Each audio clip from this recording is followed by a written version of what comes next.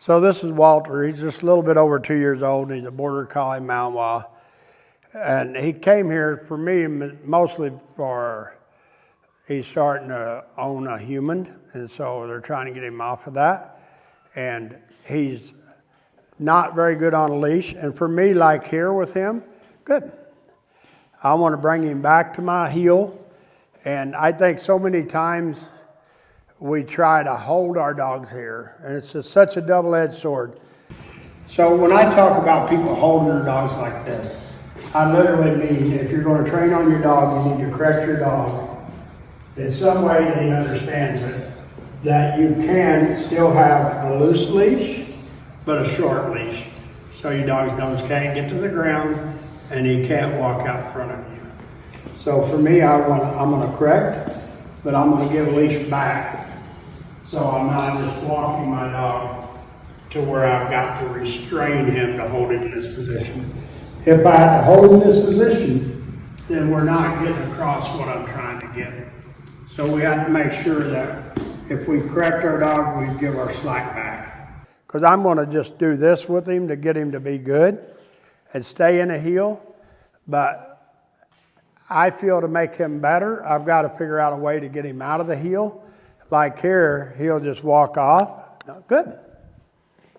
Good. For me, as soon as I rewarded him with a good command, he's all happy again. But here he's trying to swap sides with me. And a lot of times that's just because the owners walked him on both sides. There he's trying to sniff.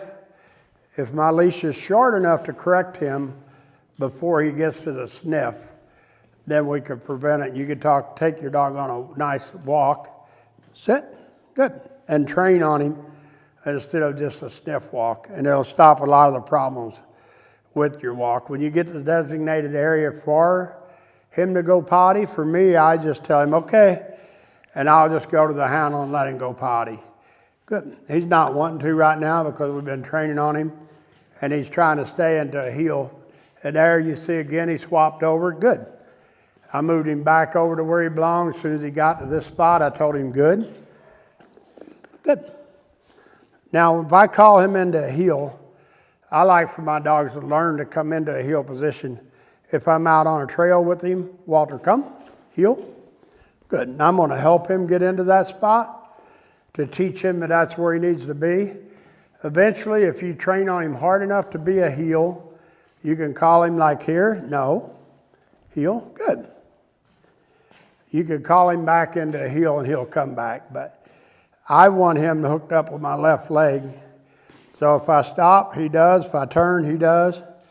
If I want to make a left turn, my dog needs to be in a position. And see here, he's just a little bit ahead of me, but for me, he's close enough now and his training is in that I can still turn left. So for me, if you can't turn both directions without your dog pushing you or dragging you, then you haven't quite got him. Like here, he's just a little bit in front of me. Well, I want to turn left. Good. I want to keep him right there. He's touching my leg a little bit. For me, it just depends on whether you like that or not. I'll pick a line. I'll walk my dog on his side. I'll walk on my side. If I want to just get him to not touching my leg, it gives me clarity on where we're at with our walk. That's it. When I correct my dog, I have a pinch collar on him. But when I correct, I use the tools I have.